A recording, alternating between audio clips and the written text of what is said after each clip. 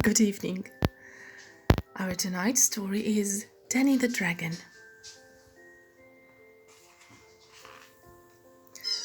On the edge of some deep, dark woods, beside a tiny village, lived a bright green dragon named Danny. You see, some dragons are scary, but not Danny. Each morning, he wandered down to the village to greet his friends as they shopped in the market. "Morning, Joe!" "Morning, Danny!" Everyone was used to seeing the friendly dragon around the place, so they didn't bat an eyelid. "Morning, Danny! Morning, Danny!" Danny liked to help the villagers whenever he could, and he had one particular talent that he put to good use. "Morning, Peg! Morning, Sam!" Every night, he visited each house in the village. Joe's cottage was first. Danny leaned over his friend's fireplace. Then, whoosh! With one blast from Danny's fiery breath, the old man's fire crackled to life. "Oh, lovely and warm, thank you, Danny." Next stop was Peg and her family. With Danny's help, their dinner was cooked in no time. "Yummy, thanks, Danny." At Sam's house, Danny was able to light 3 candles all at once. In an instant, the entire room was aglow. "Thanks, Danny." "Good night, Danny. Thanks again." Once he'd visited everyone, Danny could go back to his house in the woods, feeling happy with himself. One day, a brightly painted wagon trundled into the village. It was driven by a tall stranger in fancy clothes. Roll up, cried the man. "Come and buy Mr. Marvel's magic fire sticks, only a penny each." The villagers had never seen magic fire sticks before. They gathered around excitedly as Mr. Marvel unloaded his wagon. "What do they do?" asked Joe. "Allow me to demonstrate," said Mr. Marvel. "Stand back, ladies and gentlemen, and prepare to be amazed." Mr. Marvel grabbed a fire stick and aimed it at a pile of logs. Next second, a jet of magical stars shot out. "They light your fires when you're cold," he cried. "Wow, incredible!" "And that's not all," added Mr. Marvel. "When you're hungry, they can cook your food." "Unbelievable!" "And they can light your candles when it gets dark," declared the salesman, as a bolt of blue stars whizzed around a street lamp. "My magnificent magical fire sticks make life easy." "Wonderful!" The villagers were impressed. They took out their money and searched around Mr. Marvel's wagon. "I'll buy 4. "I'll take 5. "I want 6. In less than 5 minutes, Mr. Marvel's entire stock of fire sticks was sold out. Danny knew nothing about what had happened that day. As night fell, he trotted into the village as usual. He went to Joe's cottage and popped his head through the door. "Shall I light your fire?" he asked. "No, thanks, Danny," replied the old man. "I've got these newfangled magic fire sticks now. I don't need a dragon anymore." Okay, said Danny.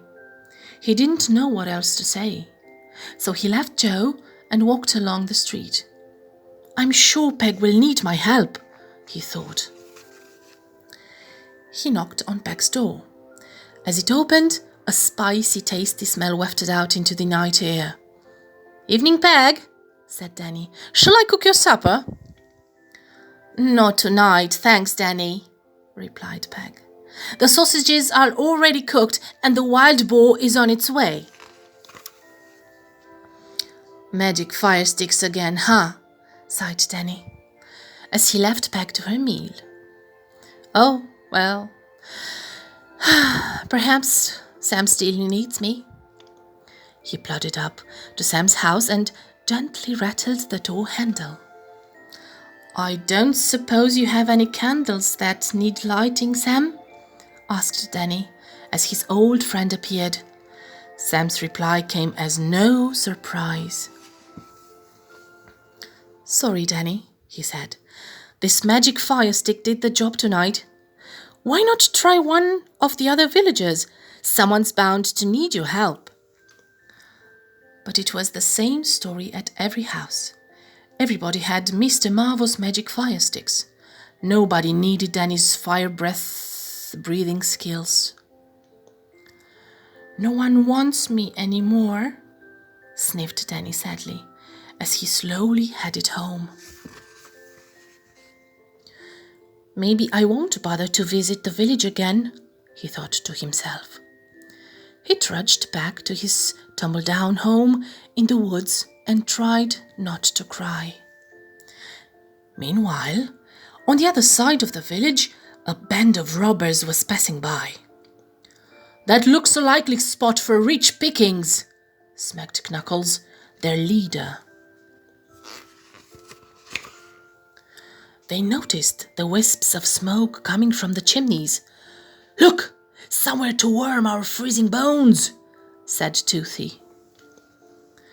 They saw the bright lights streaming through the windows.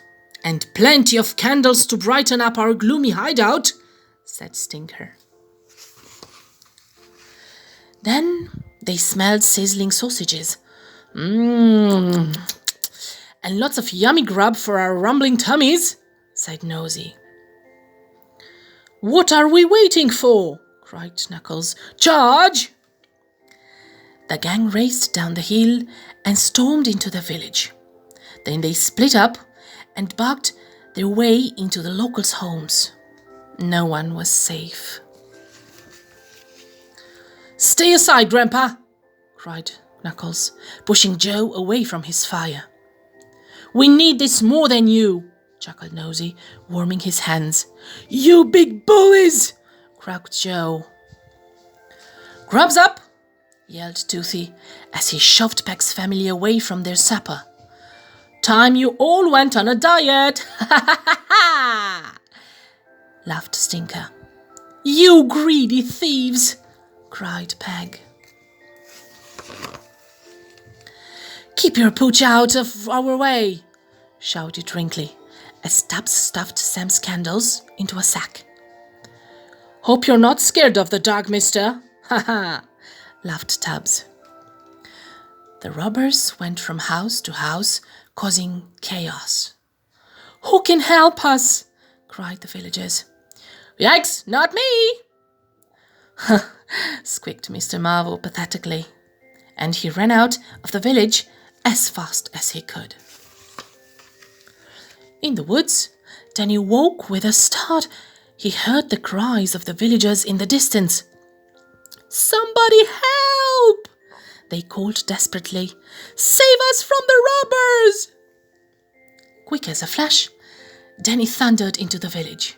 He soon spotted the thieves with their plunder. "Hee hee!" chortled Toothy. "That was a good night's work." Danny rushed up to Toothy and Wrinkly. Before they knew what was happening, he set their beads alight. A dragon!" yelled Toothy, as his filthy beard went up in flames. Danny let out a stream of fire, and Tubbs and Nosy found their toes toasted. "Yikes! Help!" wailed Tubbs, as his shoe burst into flames in front of him.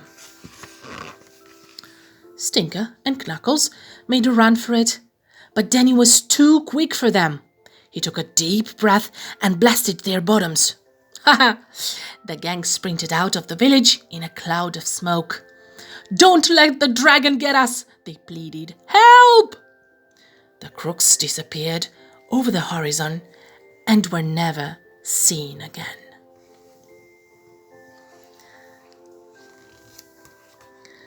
"Thank you, Danny," said Joe. "We didn't realize how much we needed you." "Three cheers for Danny!" cried Peg. thankful villagers gave Danny his job back, and they found a much better use for Mr. Marvel's magic sticks. That was the end. Good night.